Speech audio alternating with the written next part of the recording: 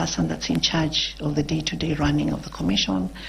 And having been in the position of a secretary and having that understanding in running a big and busy institution, it's very clear to me where the role of the chair ends and where that of the secretary begins.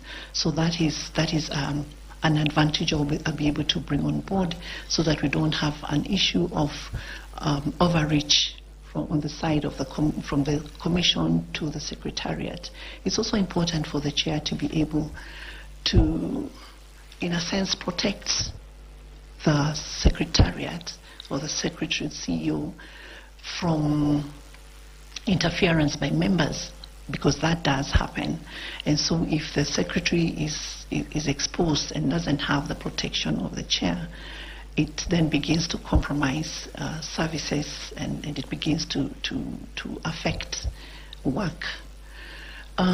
It's also the responsibility of the chair to make sure that there is compliance with all the principles of governance. We have the Mwongozo governance framework that guides all public institutions, and having worked with that document, it gives an advantage to be able to manage the commission well. A chair has to have high emotional intelligence, which is a skill that I have, so that you know what to do at the right time.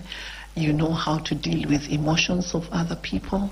You understand when to push something, when to step back, and you also know how not to overspeak under pressure, not to operate in panic. So those are skills that I would want to bring to the commission. Maybe you could also expound or give information to this panel on whether or not you have any special skills in terms of information, communication, and technology, because the future of IEBC truly is electronic. Yes. Do you have any such skills? Yes, indeed. I actually oversaw a very robust digital transformation in the Kenyan judiciary. We moved from analog to a digital institution. And one thing that gratifies me the most is that all of it was done using internal capacity. We did not have, we had previously procured different systems that never worked. But when we began to now enhance the capacity of our ICT directorate and to just compare what other jurisdictions had, we allowed the team to run with it, because all they were able to do was come and do a presentation on what they were capable of doing. And as the chief administrator of the judiciary, it was my responsibility to facilitate them to be able to do that. So we ended up, initially it was under a lot of pressure during COVID. We were able to come up with virtual courts. We were able to come up with e-filing and other platforms without spending any extra money. And that is good for sustainability, because then the judiciary currently doesn't pay for any licensing, which is very expensive, because some of the initial ICT initiatives that failed was as a result of budgetary constraints, so that you have the money for this year, then the subsequent year there's no money for the license, then you're cut off. So that is a thing of the past, and that has continued to develop and to grow, and I don't see why the same cannot happen in the IEBC, considering that ICT is one of the main cost drivers in the running of an election. Yes, thank you. Yeah, thank you very much. Thank you, Chair. Just a bit more follow-up. As a CRJ, you talked about running the judiciary day to day. What are those competencies that you needed to have to do that? Just briefly. Just briefly? Yeah. Okay. You needed to have managerial skills.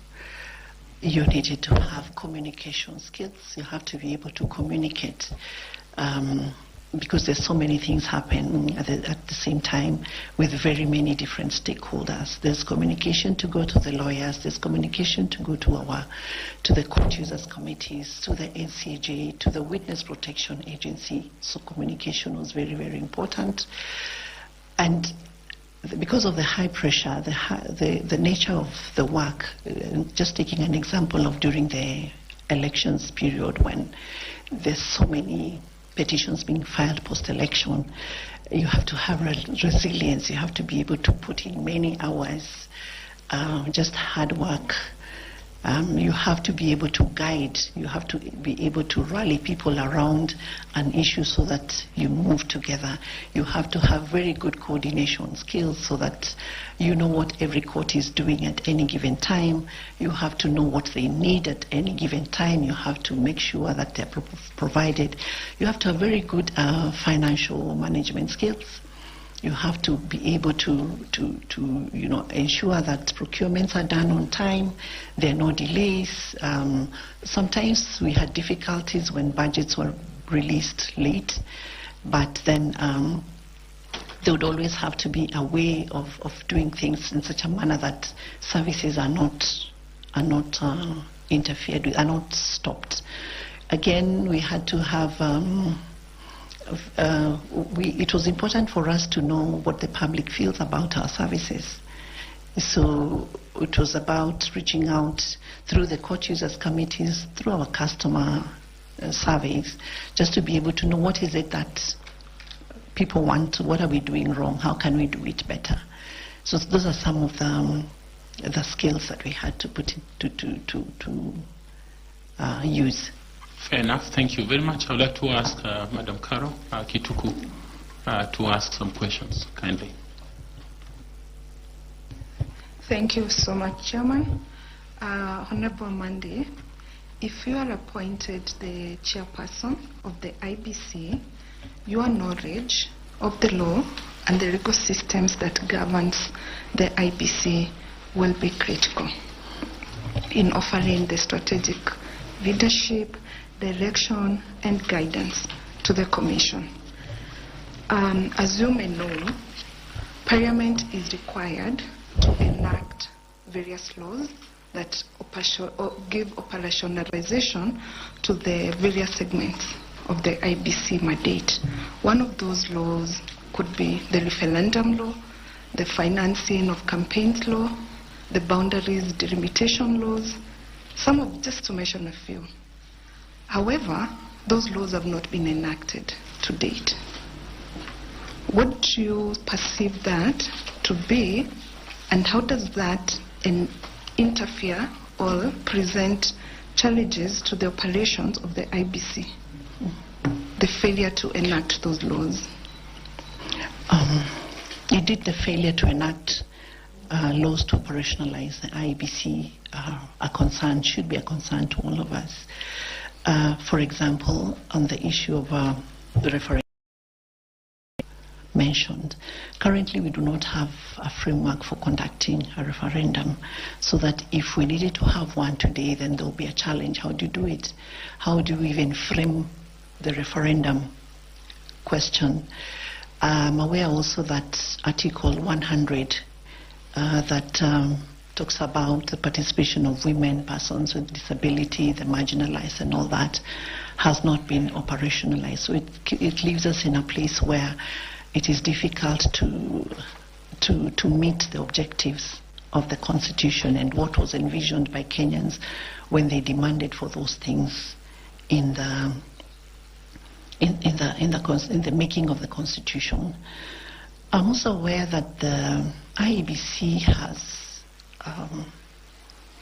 has attempted to seek advisory opinions on some of these matters. For example, where we have delay in the issue of boundaries delimitation. So what happens? The Supreme Court has also delayed in giving that, meaning that then there is no clarity on how we move in terms of conducting the boundaries delimitation. The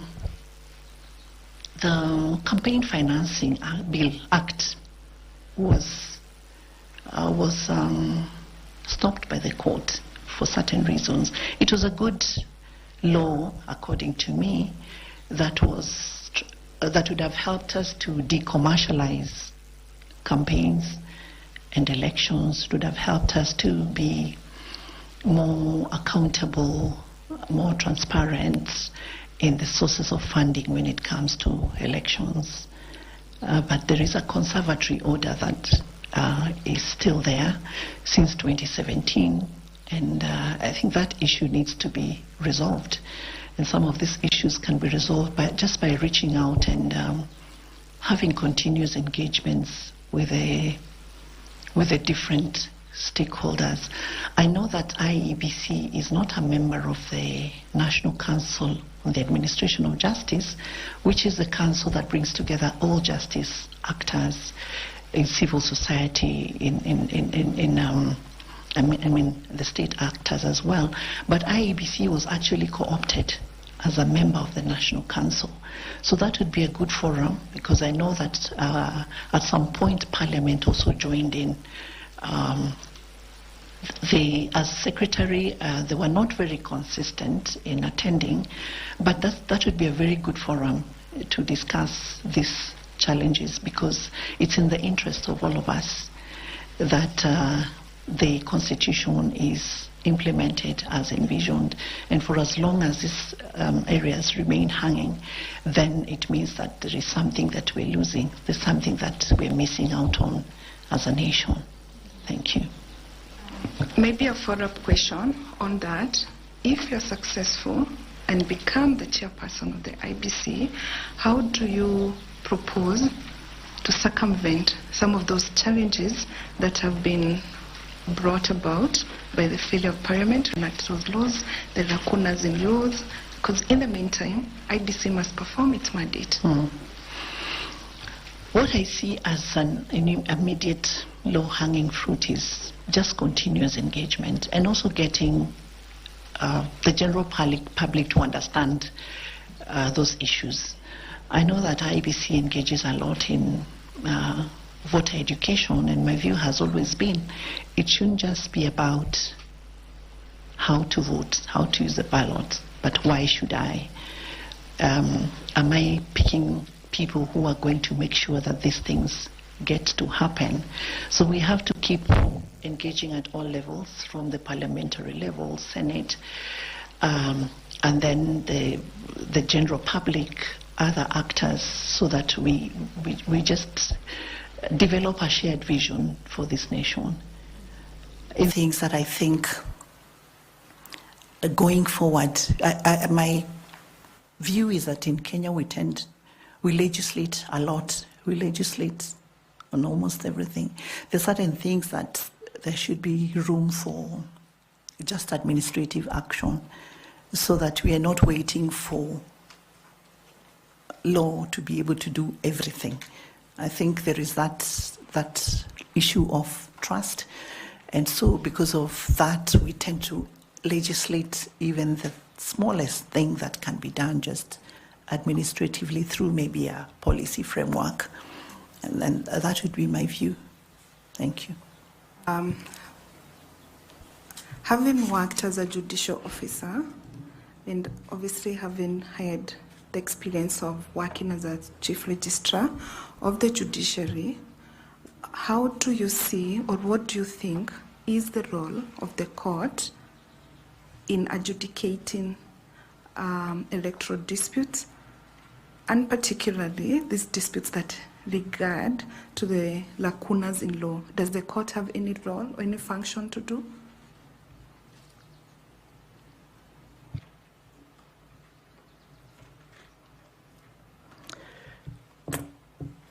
Okay, where there is, I'll begin by saying that yes, the court has a big role in adjudicating electoral disputes, and the legal framework allows for, we have the Political Parties Disputes Tribunal, which is a subordinate court under the judiciary, and then during the electoral, the election petition periods, we have courts gazetted to to deal with disputes. So indeed, the judicial officer has a role to adjudicate on electoral disputes. Does the court have a function where there is lacuna in the law? Yes, it does, and mostly at the level of, because legal interpretation, constitutional interpretation, is a function of the High Court. So if a question comes, a question arises, the court would have an obligation to make a pronouncement. There is law that is called judgment law. I think the law can make a pronouncement that can guide. I know that the Supreme Court has dealt with a few advice.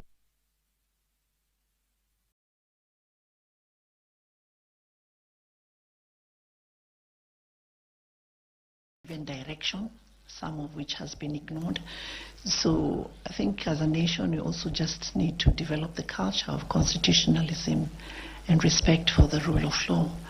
Because when the court, with its authority, has made a pronouncement on an issue, then it's only right that we comply and we follow what has come from there, unless there is subsequent legislation that changes the position.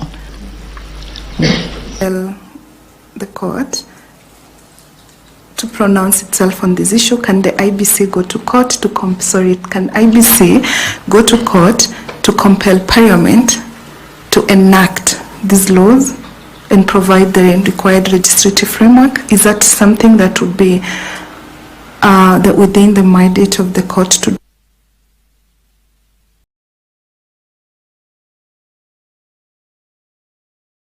Politically ideal for IBC to do so? IBC compelling Parliament to legislate.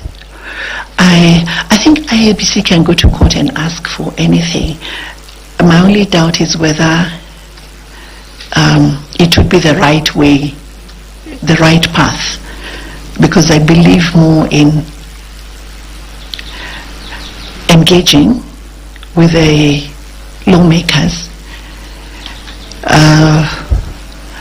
taking into account the view that if the lawmakers are hesitant to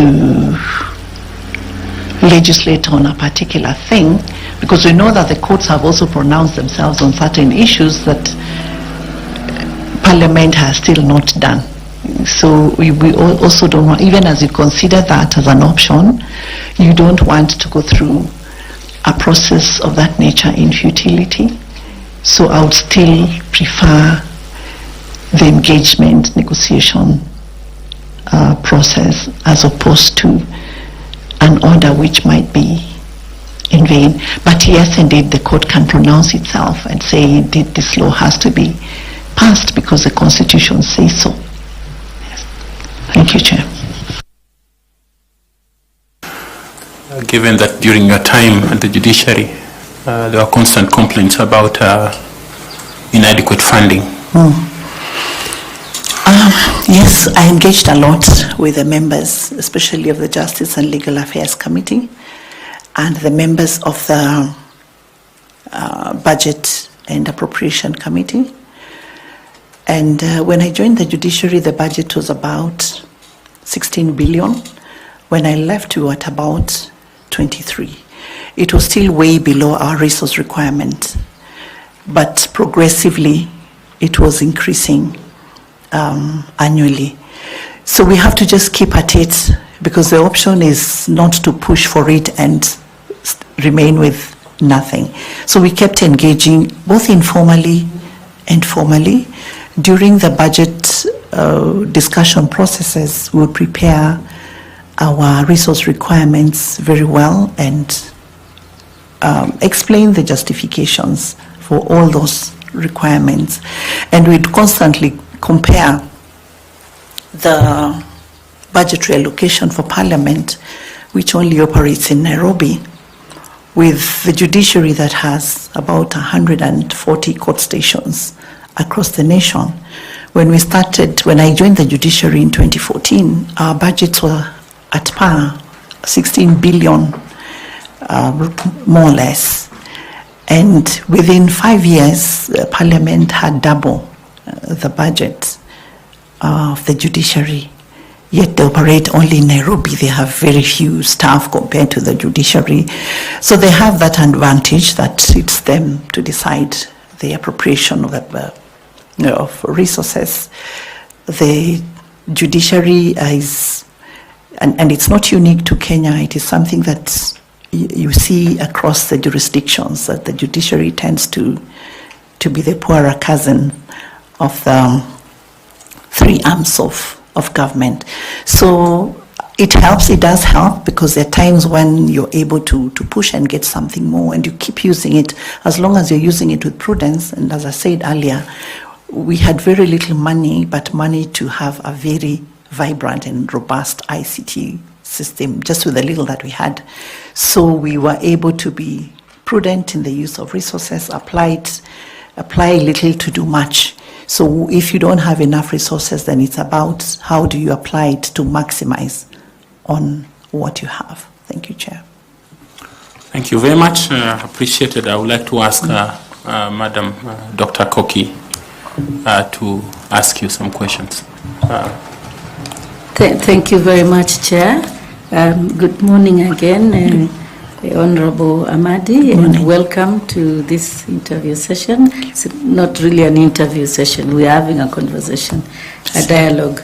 You spoke a little bit about over legislation. When you spoke, you said that some things can be addressed by administrative action and so on.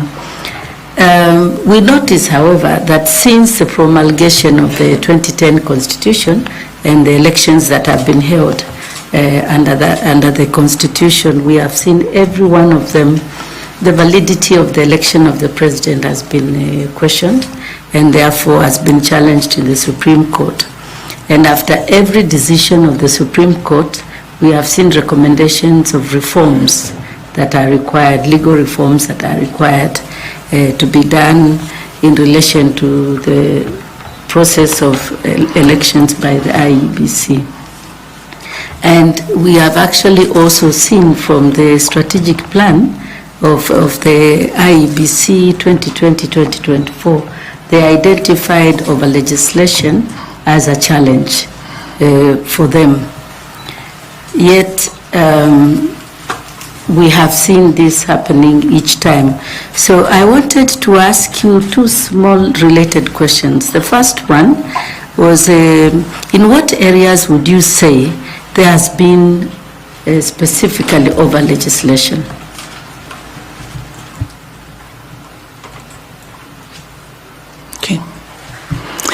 Okay, so thank you for that question, Chair. In what areas do we have over legislation? I'll give a small example.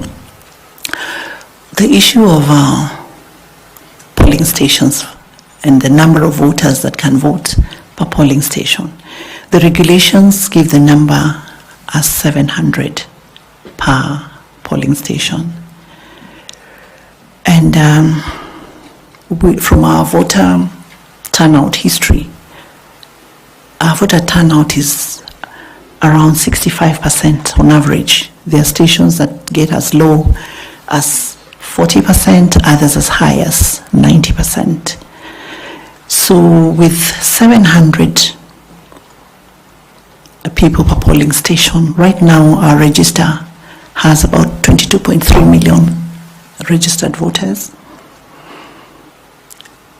So if you put the number at 700 voters, we then end up with over 45,000 vote polling stations.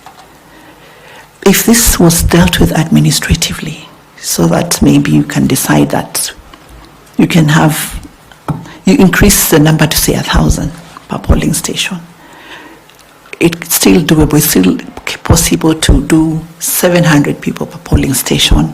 If 700 turn up, if 600 turn up, you can still manage them within the day. The effect of that would be to reduce the polling stations to 22,000. Meaning you're then reducing the cost, the logistical inputs, the transport, the security, the temporary staff, the ballot boxes, you reduce to be commensurate with the reduced number of polling stations. But now when the hands of the IEBC are tied to that number, then you double the budget. And we know that we're trying to save on resources. We are always talking about austerity measures. We have legislation also on technology, which is a good thing.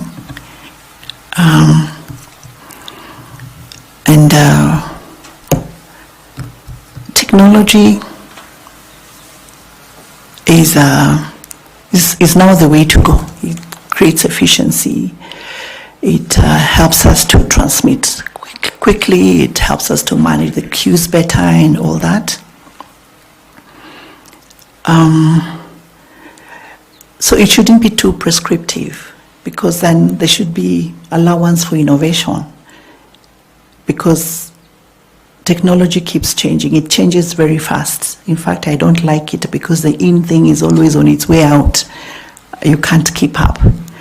So I think there should be room for innovation, so that then you're using the best innovation possible. You're using internal capacity to the extent that you can. There are areas like those that really can just be done administratively without being too prescriptive. Thank you very much. The second question related to that is you have spoken about those things that can be done administratively. I would like to ask you to tell the panel what proposals would you have and at what stage? Proposals for the specific areas that need to be addressed administratively? Yes. And at what stage? Okay. One of the committees of the IEBC is that deals with dispute resolution, deals with legislative reform, and also acts as liaison between the Commission and political parties. That would be the right place to have those discussions, so that we're looking at broadly which are the areas that are hindering rather than enhancing the work of the Commission. Map out those areas and then give a proposal, prepare a proposal for legislative reform. Because we're looking at coming up with legislation that is more enabling than hindering some of the more administrative-like processes. It should be done as soon as possible, because if we're talking about the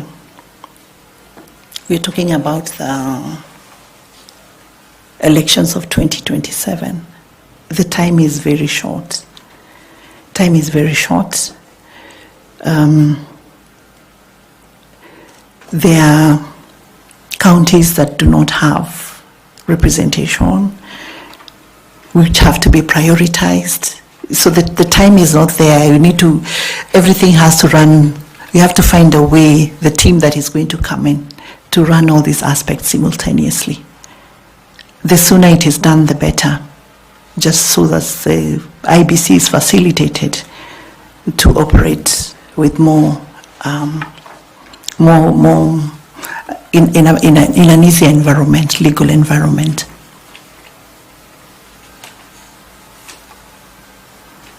Thank you very much, Honorable Amadi, and thank you, Chair. Madam Amadi, whereas it is maybe helpful to take administrative decisions so that we don't over legislate. for instance, in the matter you raised of the polling stations. Whereas that may be better for the pocket of the taxpayers, how will that be counterproductive for the voter? Thank you, Chair. That would be counterproductive if the IEBC did not take into account the sparsely populated areas. It would be counterproductive where the IEBC did not take into account the very densely populated areas.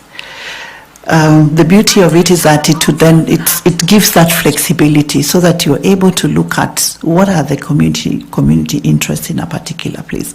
How are the roads? Where is the farthest or the nearest administrative center? So as long as all these issues are taken into account, it would be okay. But if they were ignored for whatever reason, if the IEBC is not strategic about mapping out the polling areas, the polling centers, that can be counterproductive. Thank you. Tanui, FCPA, please kindly ask your questions. Thank you, Chair.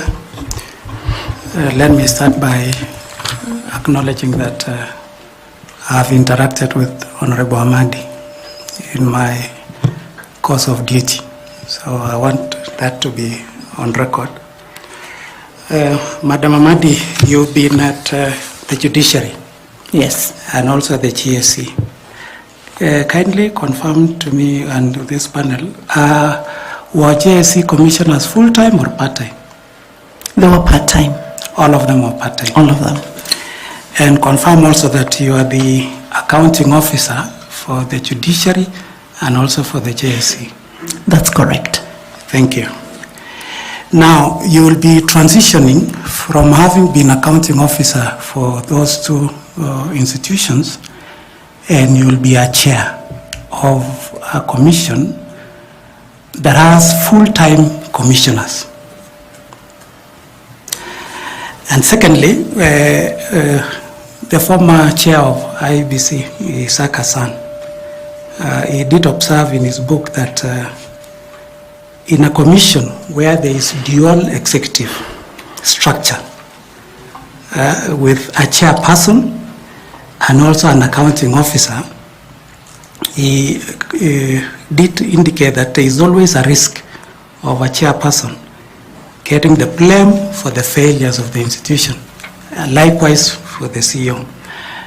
Given your transition from being an accounting officer, now you will be a chair of a full-time commission. How will your experience as an accounting officer help, given the challenges that IEBC has had in the past?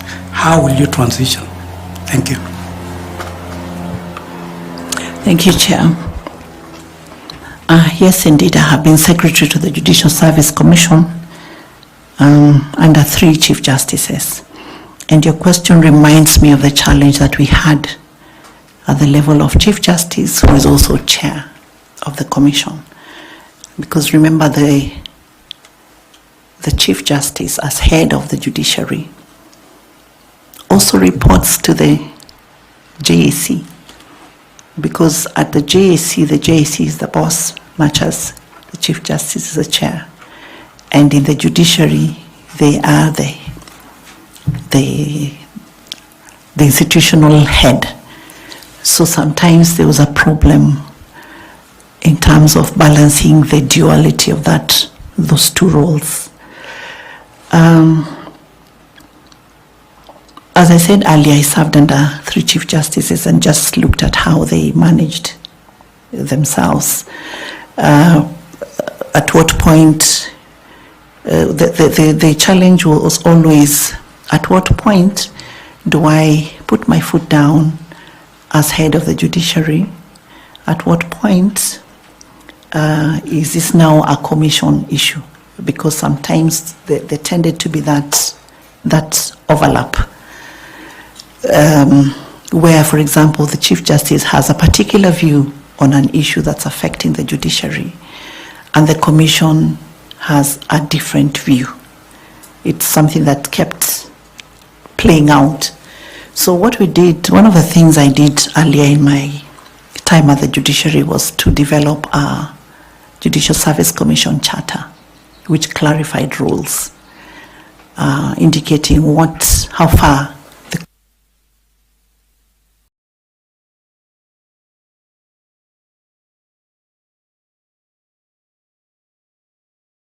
has to do. So that is what guided.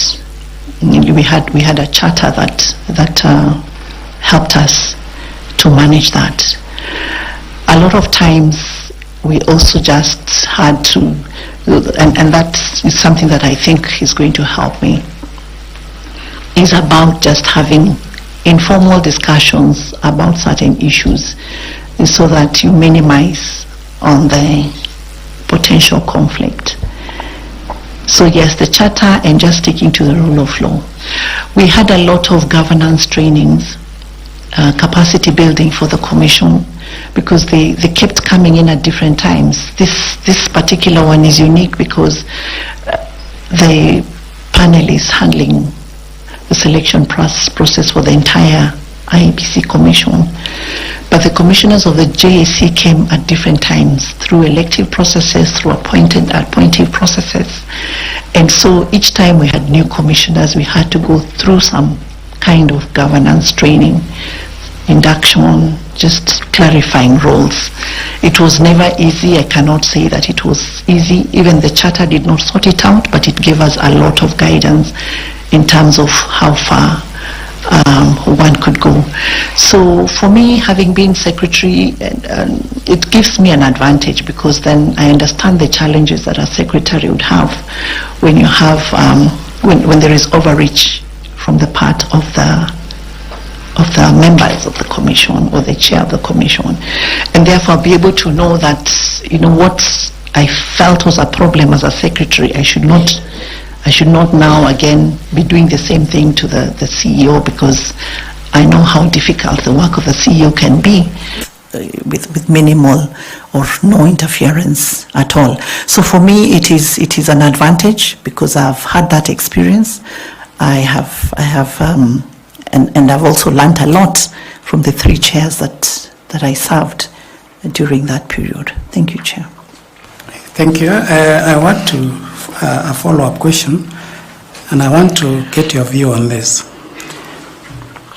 Can the commission, or you as a chairperson, is there any law that stops the chairperson of a commission to be appointed as an accounting officer?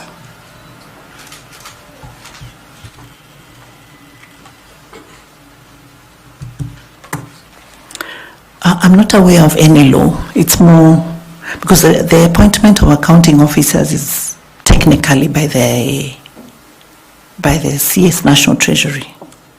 It's not by the institution. So that you are appointed to serve in an institution, but the formal appointment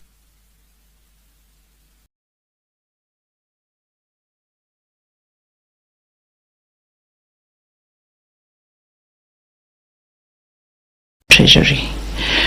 If a chair was to be an accounting officer, I think there would be a lot of problems, governance-wise, because then the chair is supposed to be playing an oversight role.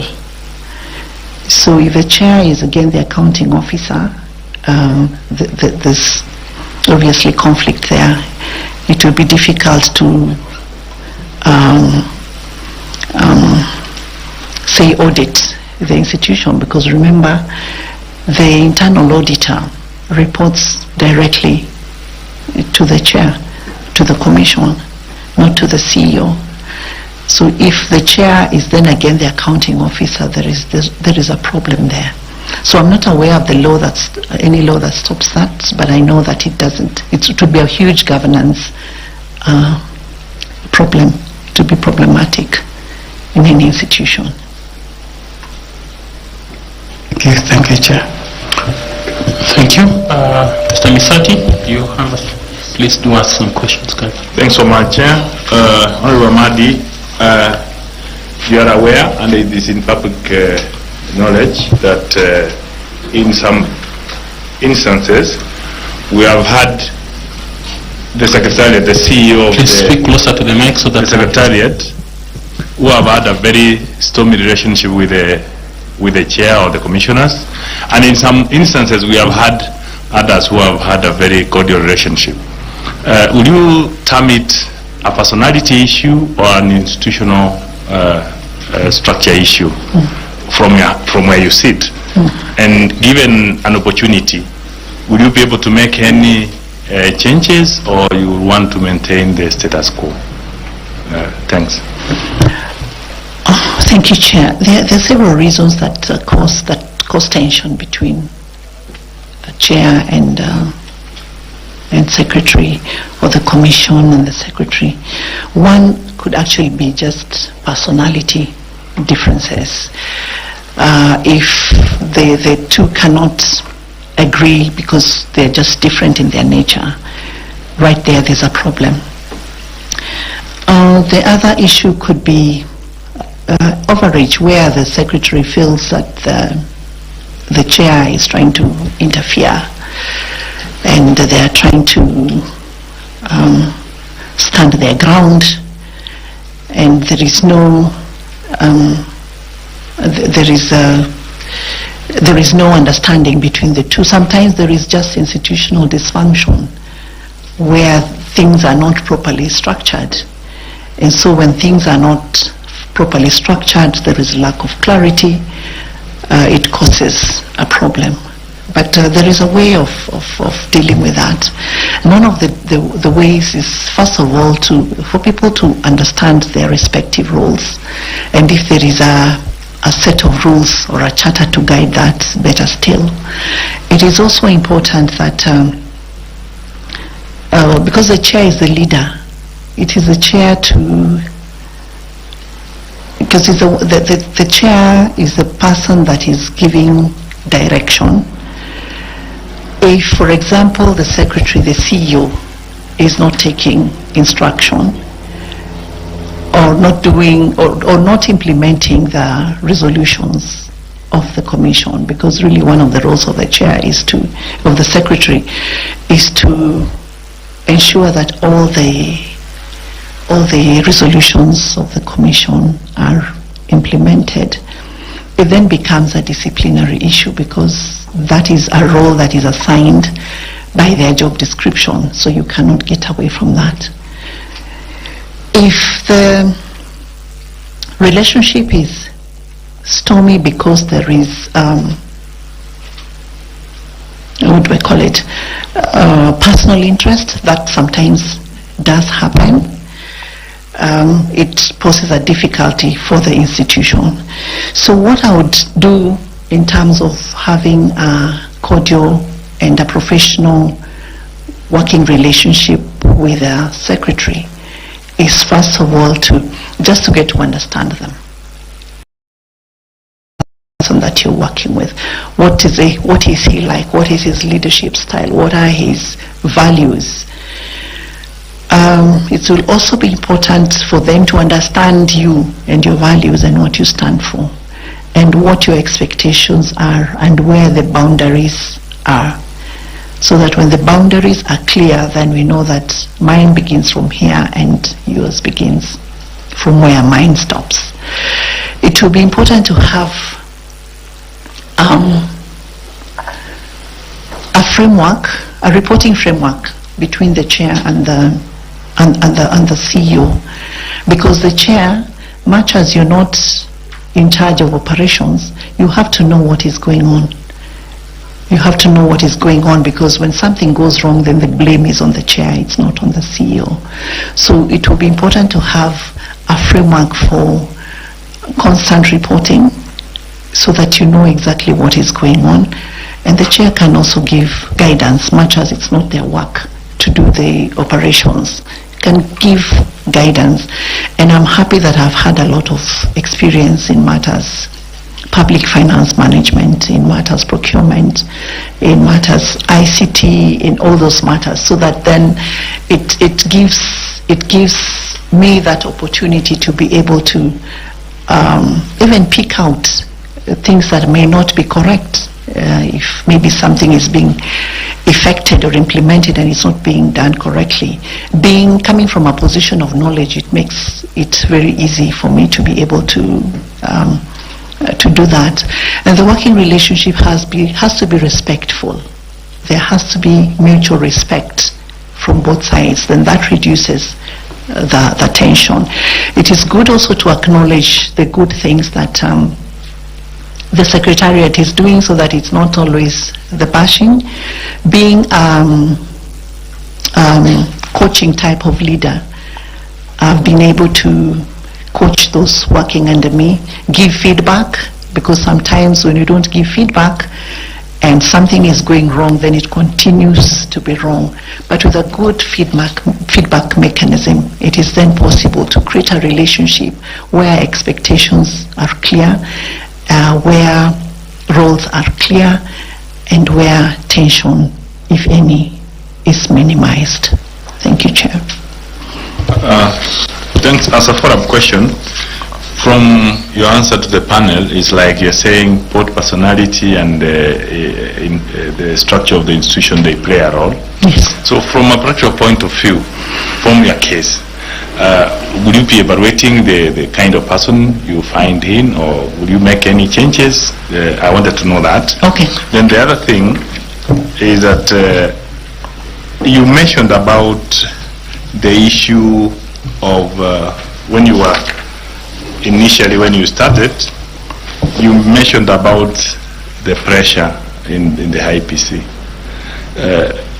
Would that be something that will make you make a decision in terms of this an institution that has this pressure?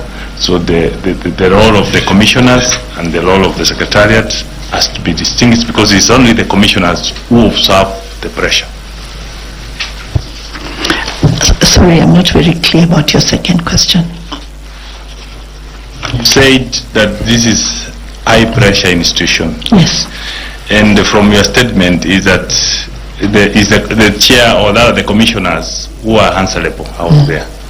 So how did you distinguish? You become assertive to the Secretariat so that you are able to observe the public pressure. Thank you, Chair. The first question is whether I would make changes at the level of the CEO. I'm aware that the CEO has a term, and so unless there is reason to, it's always good to allow people to finish the term, and based on the evaluation of what they did during their initial term, the Commission can determine whether to extend or not to extend the term of that particular individual. But it will be good for us to know what has been going on, what are the challenges, are there things that can be addressed? Because I believe that at the end of at the entry point, there has to be some kind of engagement, and usually as you get to the end of your term, there is some kind of evaluation looking at how the work has been done in terms of operations, in terms of reporting, in terms of audit reports and all that. So I would hesitate to say that I would make a change before I know exactly what it is. But my view would be that whoever is in office ought to run their term if there is nothing really compelling. And then the new commission now will determine what they want to do in terms of progressing forward. Yes, the commission is the one that gets pressure when there is problems at the level of the whatever operational issues. If there's a problem with the electoral process at any stage, the pressure is on the commission, not on the Secretariat.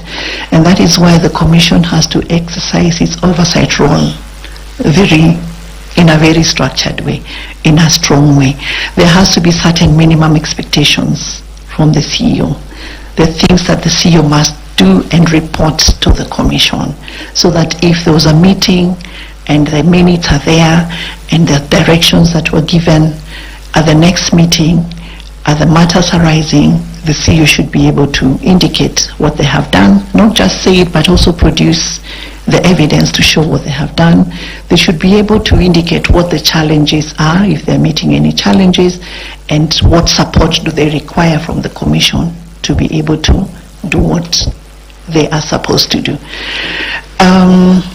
Again, sometimes there could be a challenge when information is not flowing freely, so that something is happening in the secretariat, but the information is not flowing because it's waiting for the next meeting, and maybe something is going wrong.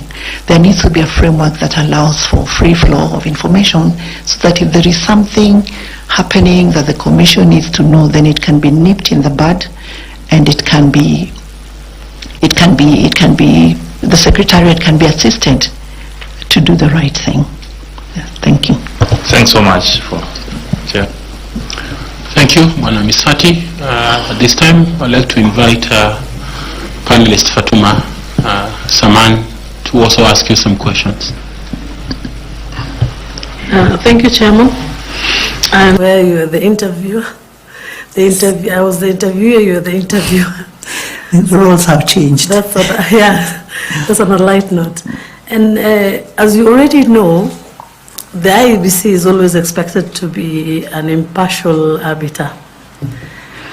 But at the same time, it's expected to engage stakeholders like the judiciary, the executive, the legislature.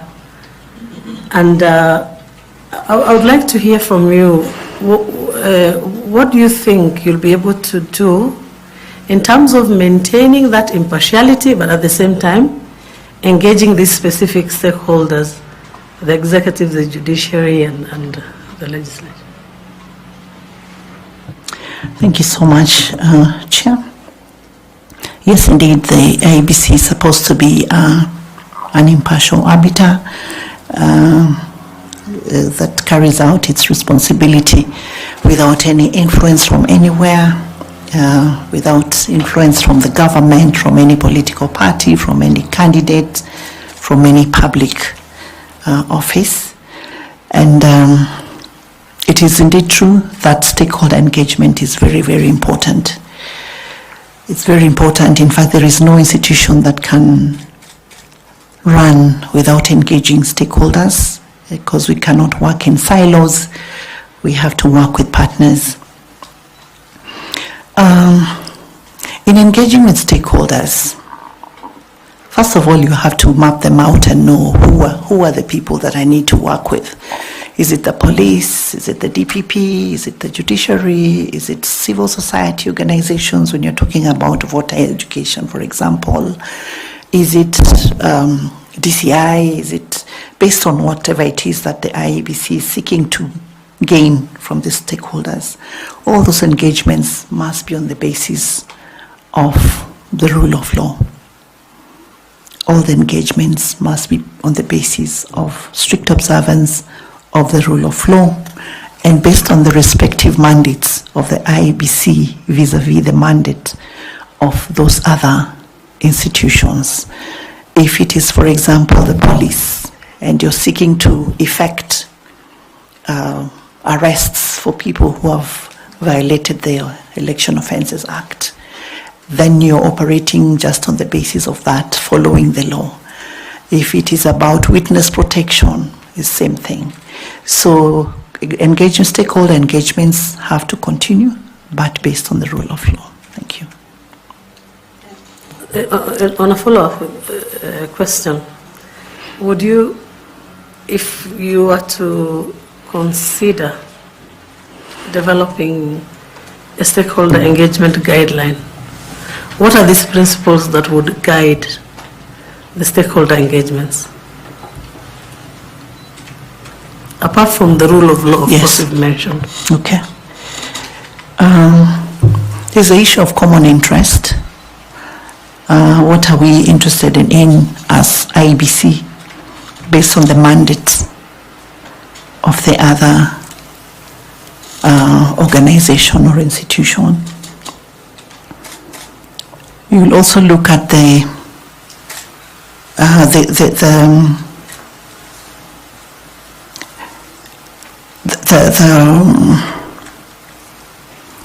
what do I say?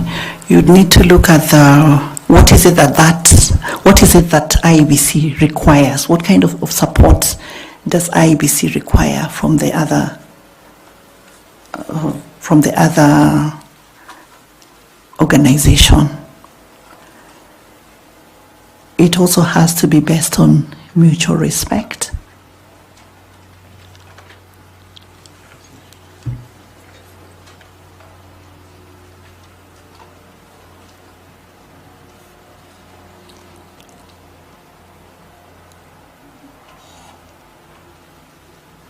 And it also has to be able to, whatever engagement you're having should be able to meet a need of the Commission. Thank you, Chair. Thank you. Thank you, Ms. Fatuma Saman. This time I want to invite Nicodemus Bore to ask you some questions. Thank you. Thank you, Chair. Madam Amadi, we saw your service for the nation for the last 10 years in the public, and from your CV you have indicated that you did almost 20 years in the public service. Yes, indeed. And I'm sure you have had experiences of misconduct within your institutions that you have been serving. Yes. And also your role was to ensure integrity was upheld. So how are you able to deal with such internal misconducts at the same time upholding integrity, especially as a chief registrar for the last 10 years?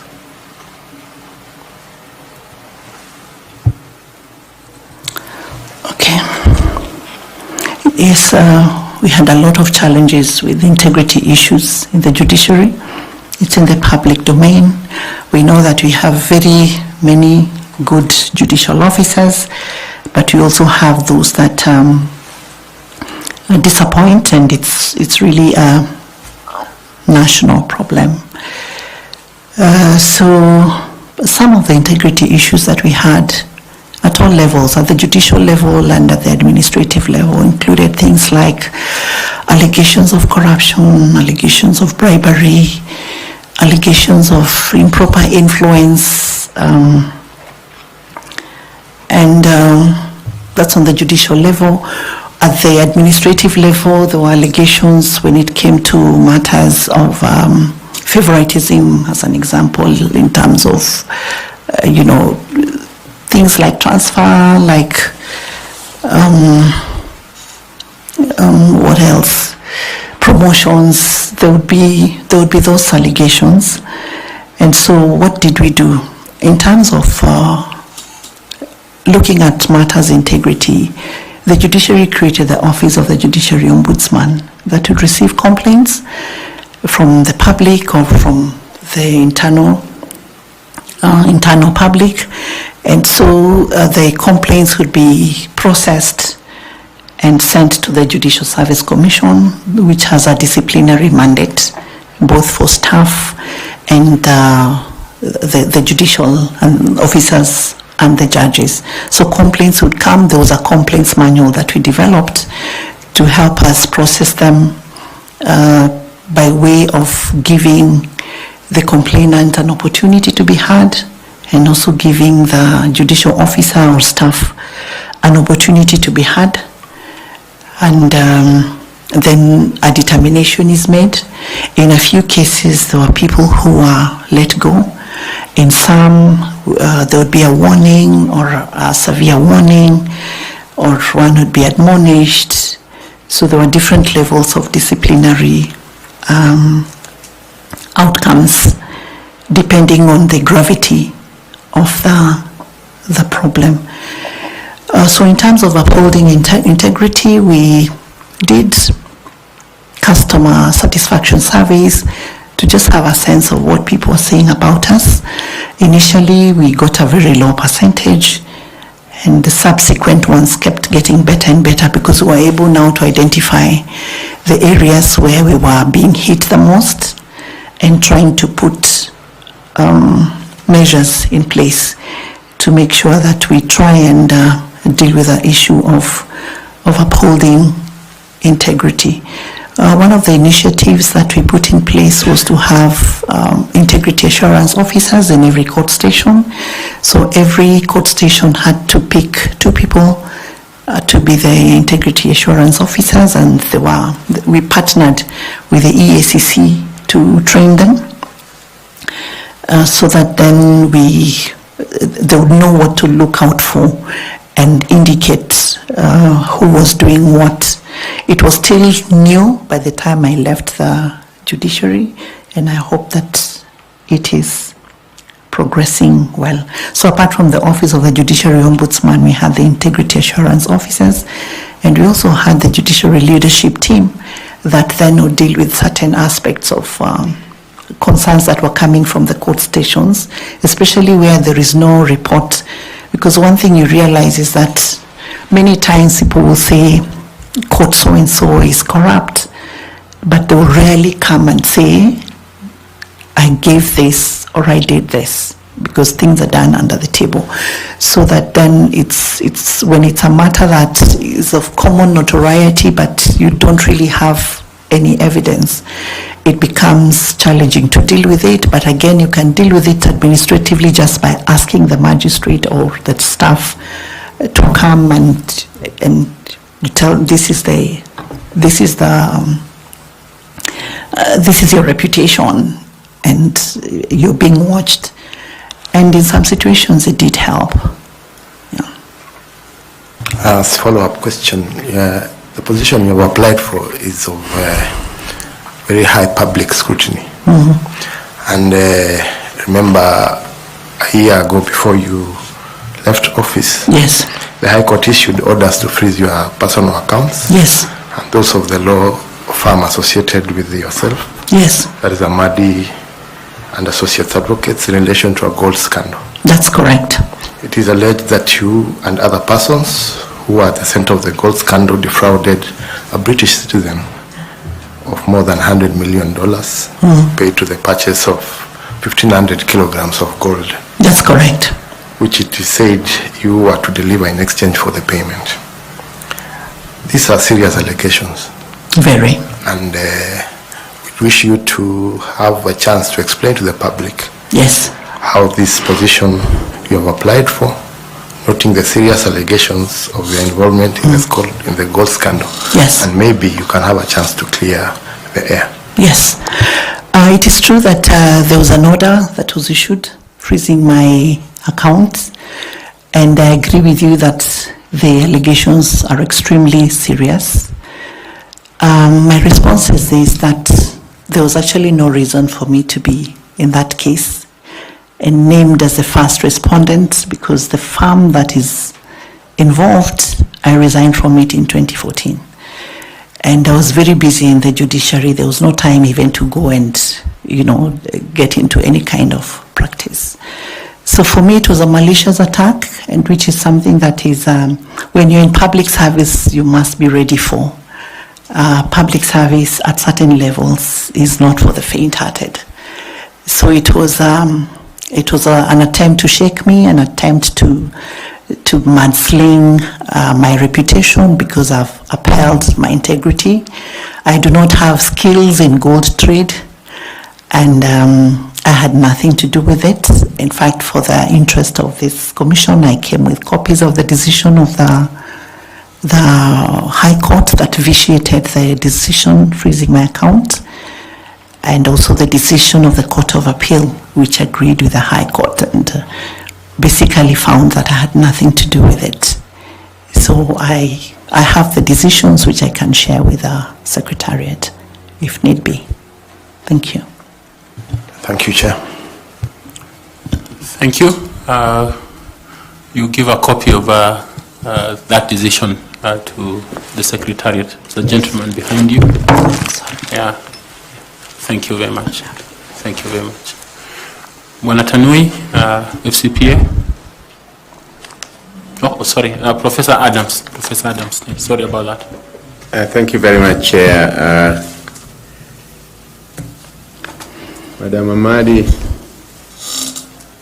you are seeking to go to a very high voltage position you have just come from a high voltage institution where you served as the accounting officer under 3 chief justices post the 2010 constitution. And just like where you sit, there have been questions on the judiciary. The position you held, you finished 10 years. Some people were not lucky. Where you are going, most of them usually also end up finishing their terms. And even when they finish, the country is usually divided as to whether they are a hero or a villain.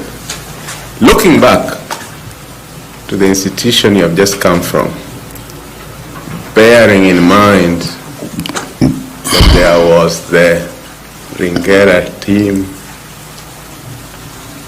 that there was the radical surgery, that there was the vetting board, and still questions arose, still arise to this day on that judiciary. Looking back on your service, is there anything you would do differently in terms of promoting institutional integrity in the judiciary, looking and reflecting now that you have exited? Yeah. Thank you very much. Indeed, I have come from a very high voltage position, and I was very conscious of the fact that IEBC is also very high voltage before I consulted within myself and decided that I wanted to give it a try. I don't know whether it's because I'm used to it, but I know that I've been tested and I have been tried, and I've undertaken high voltage national processes relating to the transition of 2 presidents in this country. And I did it successfully under immense pressure. I never lost my composure. I never lost my comportment, and it's because I have a very high self-awareness. And for as long as I'm following the rule of law, it really doesn't matter. I applied knowing that IEBC is one of the most vilified institutions in this country, either as by way of perception or whether it's real, whether the things that IEBC is accused of are true or not true. I can't sit here and say that this is what they did wrong, but I know that I'm able to take pressure, and I know that I have very high emotional intelligence. I know that I'm able to be a unifying factor in the commission. I'm able to reach out because I believe that sometimes what we've seen is there is a lot of problems even at party nomination levels before it comes to the IEBC. And when there is trouble at the nomination level, it is likely to show up at the electoral levels. So my thinking is that constant engagement with the political parties and other players is very important so that there is no suspicion. There's a lot of work that needs to be done in terms of restoring public trust in the IEBC, because this is our country and this is our institution. And we need to get to a level where we're able to trust outcomes. I remember in 2017, the Judiciary Committee on Elections visited one jurisdiction, it was Ghana, to see how they do their electoral dispute resolution. That year we had the previous year we had 388 election disputes in the judiciary. In Ghana they only had 7. Reason?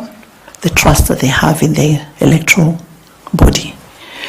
And my vision is to see an IEBC like that in this country, where an election can happen and people feel that, yes, I lost, but I lost fairly. We need to deal with the party discipline first. There are times when we all know in this nation that for the so-called stronghold areas, once you have the party ticket, then you're as good as elected. Voter education remains so important because the people who fight, the people who are used to cause violence are the same voters. So my view is that as the IEBC does voter education, it's important to extend it to civic education so that it's not just voter education. We've also placed a very high premium on the presidential election because ordinarily you'll find that a lot of the other positions are not so hotly contested as the top position. When we talk about technology, the challenge I see is that very few people understand it, how it works. Is there a way through which the IEBC can engage all the stakeholders in looking at what they want in terms of specifications for the digital systems? How do they want it to work? What should it look like? Because when we have very few people who understand the system and the rest of the population doesn't, because the law says that the process should be simple, accurate, verifiable, and all that. But if it's not understood, then it's very difficult to deal with the aspect of suspicion. So my thinking is that all these processes should somehow be accessible for those who want to know, those who want to participate. They should be allowed to participate so that then at every stage, people know what is going on and people know what to expect. When there is any kind of mystery, any kind of we don't know what is going on, then we are likely to continue on that trajectory. So what I'll try to do is just be more open. I'll try to be more engaging with stakeholders at every stage and also communicate strategy on need basis so that questions are answered before, so that we are proactive and not reacting to complaints that are being raised. And this panel has a very key role in ensuring that you also just give this nation a team that is going to help us achieve that. It's not an easy thing, but I know that it is doable, because if we get it right from this panel, then you're likely to get it right at the critical moment. Thank you, Chair. You just talked of public trust, and IEBC is one of the institutions that has one of the lowest public trust, depending on which side of the political divide you are in. It is this very same IEBC that we have seen chairs declaring results surrounded by policemen without fellow commissioners. Sorry for that. Without fellow commissioners. You have just told us about how you have overseen two presidential succession with immense pressure at hand. This one is even going to have even more immense pressure. And the country is looking, as you correctly say, can we get it right this time? What does Anna Madi bring in terms of leadership, in terms of courage, in terms of integrity? Because people die. We know of very key officials who died in unexplained circumstances up to today. It will be high voltage. What does Anna Madi bring that people can look and say, this time round, as you correctly say, we can have an election in which the loser says that all is right, or in which the Supreme Court does not nullify, or in which the Supreme Court listens but doesn't say that irrespective of this and this and this should have been done this way, but because of the security of the nation, we need it. Thank you, Chair. Sorry, you had earlier asked just to compare with what we had done in the judiciary. And remember, when I went to the judiciary in 2014, there was a lot of anxiety and a lot of noise, which I was able to calm. There was a lot of integrity issues which are in the public domain and which we were able to manage and reduce significantly. If you look at for example, the audit queries we had back then, over 50. By the time I left, we were getting only 5 audit queries, which could be explained. So I bring that, the issue of following the law, keeping people informed, being open, being transparent, and just ensuring that you're moving along with everybody. The issue of pressure, the high pressure, I thought about it, and I'm a very courageous person. I don't look it, but I am. And I believe that if I am able to demonstrate that what has been done is the right thing, it shouldn't matter where the pressure comes from. It shouldn't matter. We have to keep at it, because if we don't sacrifice to occupy that space, then who is it that should? So I've thought about all that, and with my patriotism, I am ready for any eventuality, should it happen in the way that you have described it. Very scary, but doable, and I'm ready for it, Chair. Thank you. Thank you, Chair. So where do you draw your strength from? I draw my strength, first of all, I'm a believer, and I always know that if I'm doing the right thing, then I'm guided from high up. I draw my strength from sticking to the truth, what is true, because the truth can never become a lie, and lies can never become true. I draw my strength from my self-awareness. I know how far I'm able to go, and I know where I cannot go. So that is where my strength comes from. Thank you, Chair. Okay, I'll move to FCPA Tanui to ask further questions. Thank you, Chair, and Honorable Amadi. I heard you mention about Ghana, how they have been able to hold successful elections. And I would wish that should you be given this position, you also do a benchmarking. I think in the same Ghana, there are other electoral commissions where the chairperson of the commission has been given executive powers, or they are also accounting officer. Okay. Reason being that, and you'll note from our country, there have always been an issue of the roles between the chair and the accounting officer. So there are successful commissions that have actually given those roles. Oh, I didn't know that. Thank you. So just for your information. Thank you. Now, a follow-up question on what Professor Olo has put it is on how would you handle conflicts? You will appreciate that IEBC, there are many actors or stakeholders who would want to control the operations of IEBC. You go to Treasury, they don't give them adequate funding, they delay the funding, it affects their processes. There are other stakeholders who tell them they have no powers to make regulations, despite the fact that they are an independent commission.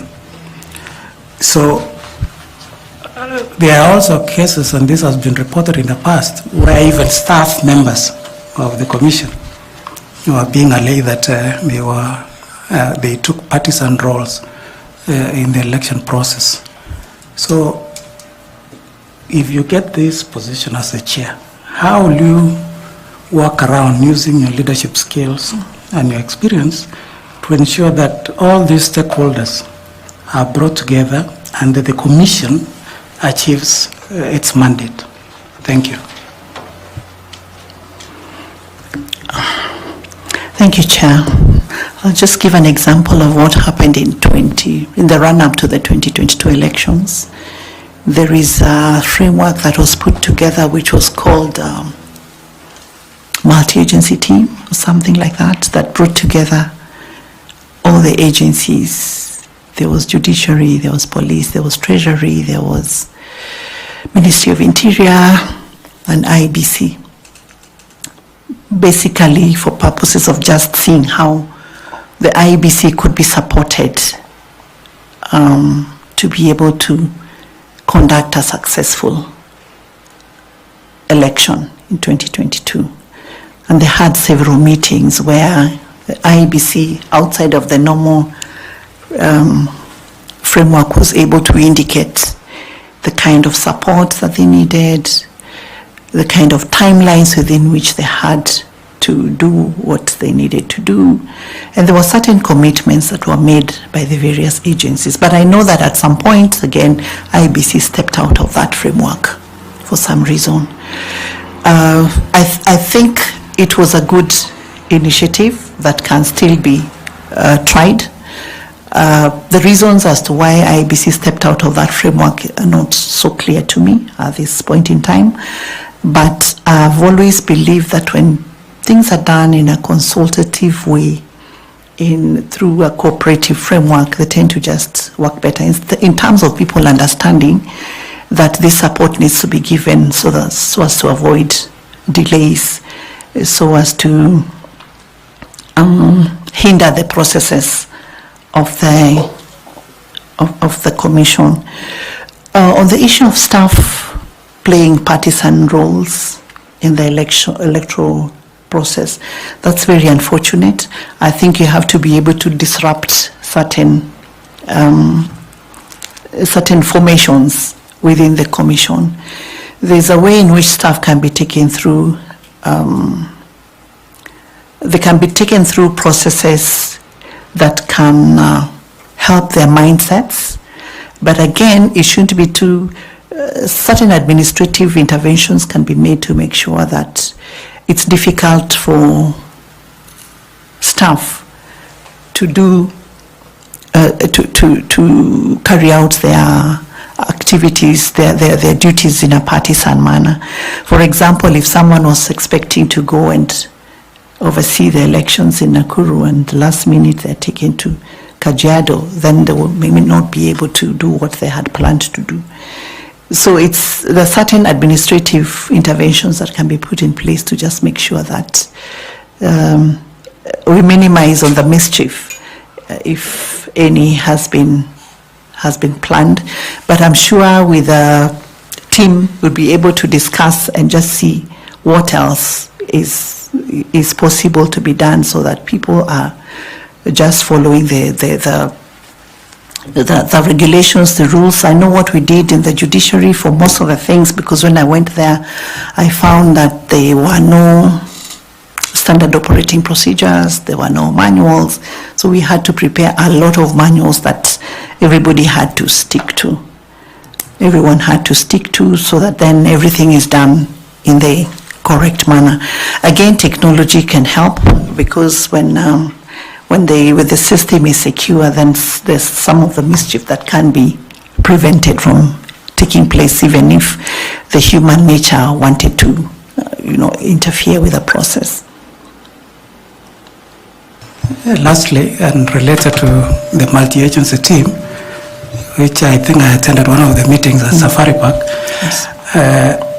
If in that process of having a multi-agency team, some stakeholders, you observe that some stakeholders could be pushing for an agenda that is contrary to the mandate of Iebc, what would you do? The Iebc would have no choice but to stick to what is right. And maybe if the agenda is then contrary to the principles that IEBC is expected to follow, then maybe that is the reason that what happened last time did happen. It might get to a level where you have to step out if it is not serving the interests of the nation, if it is not serving the interests and the objectives of the commission. Yeah. Thank you very much. The media might just call you the disruptor of IEBC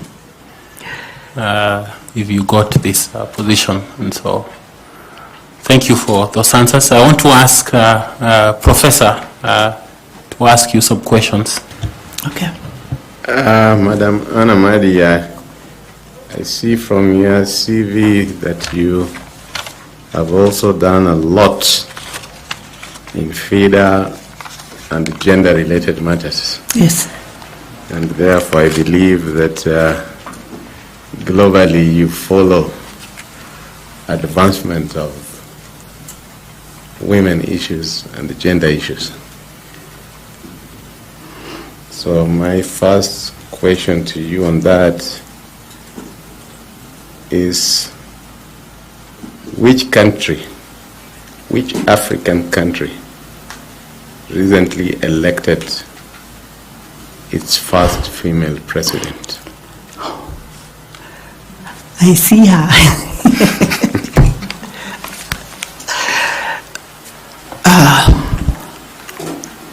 Namibia. Okay, proceed. The Senate represents counties, and we have 47 counties, but we also, in terms of the number of senators, we have 67. How do you explain the extra 20 as per the Constitution and Elections, IEBC and Elections Act? The extra 20, those would be the special seats for women, for persons with disabilities, for the marginalized, those special interest groups. And they come in through party lists which are submitted to the IEBC, and those party lists cannot be changed, they're final. And so the parties are assigned the nominated seats based on a pro rata basis. So that is how the 20 come in. Thank you, Chair. Thank you, Chair. Thank you. Madam Amadi, you are aware that by law we are required to ask for public participation. Yes. On the candidates that we shortlist, but also to do some due diligence around them. True. One of this matter that has been brought to your attention is a matter through a memorandum dated 19th of March 2025 by an individual who says that he's a citizen of Kenya, and he claims in his memoranda the following. Alleges that during your tenure as the registrar to the judiciary and also as secretary to the Judicial Service Commission, you failed to comply with express court orders and or the directions in matters in which the commission was directly involved. So the rule of law. Number B, the petitioner claims that in the case 34, petition 34 of 2014, in which JSC was directed to publicize procedures for all its, let me just use my glasses, for all its disciplinary and investigative processes within 90 days of the judgment. He claims that you did not comply with that judgment. C, the petitioner cites the case of the Republic versus Salaries and Remuneration Commission and two others, civil application number 58 of 2020, in which the court ordered payment of backdated salaries to the judges to be refunded, which you disobeyed. Number D, it says that maybe I should ask the Vice Chair to pick up number D and E, kindly, just to clarify and put the questions to you. Thank you, Chair. It's just a continuation, Honorable Ahmadi. Yes. That, the memorandum also states that it was alleged that you should not take a lead role in IEBC. Now, given your past work record, according to his memoranda. Yes. And also that he requests the panel to indulge you on how, during your tenure, you assisted the judiciary in handling rampant corruption complaints within the judiciary. Thank you, Chair. Okay. Thank you very much, Chair. I saw the petition last night, so I didn't have an opportunity to engage with it thoroughly and to give a comprehensive response. But nonetheless, I will say this, that the decision that whoever the complainant is talking about related to judges' salaries. Salaries of judges are not paid by the judiciary. They are a direct charge to the consolidated fund. So that when a decision like that is made, then my role is to communicate to the National Treasury for effect, which I did. And if I had had an opportunity, then I would have found a way of getting the material to respond.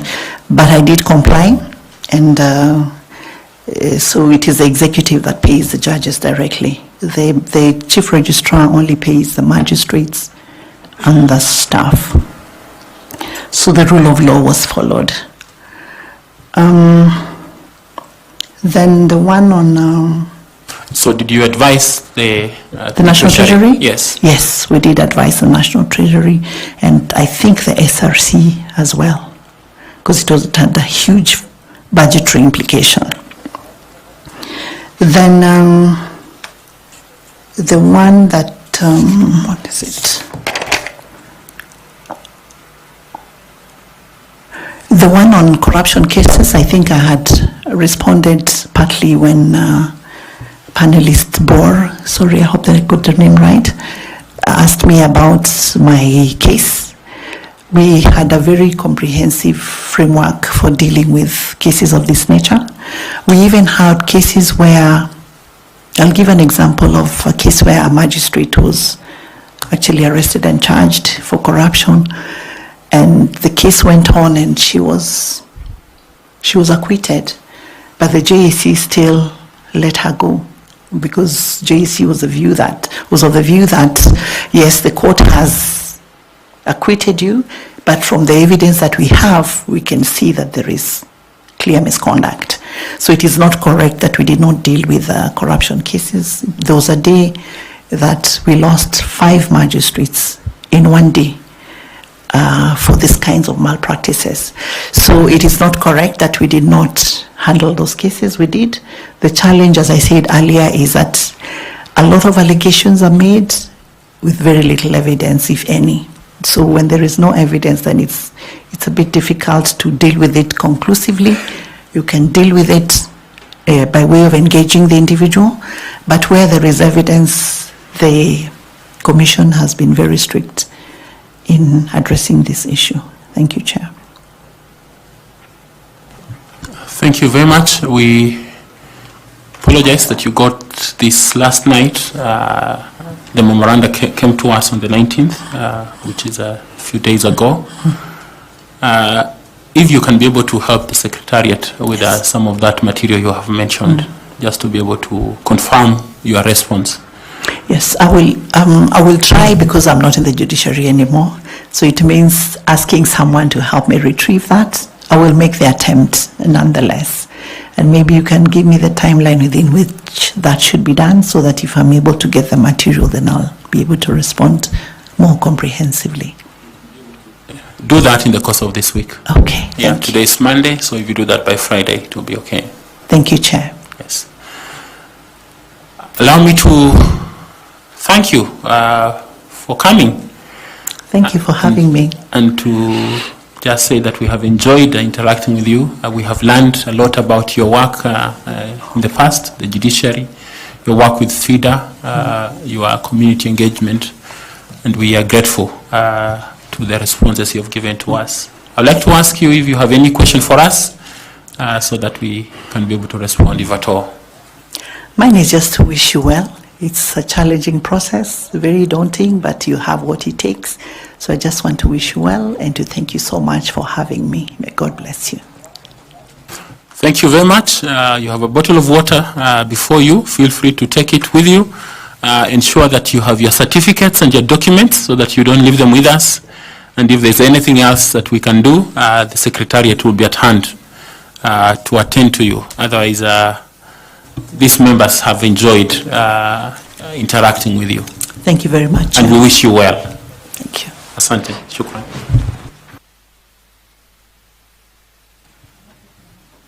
Yes, notebook. You can take your notebook. Thank you.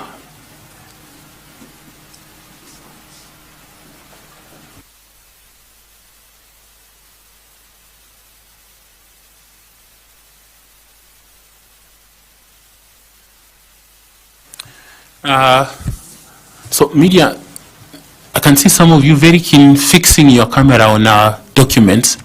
The documents are not for public consumption. So please take some judicial control so that we are not exposing them to the public. It's the interview, not the documents.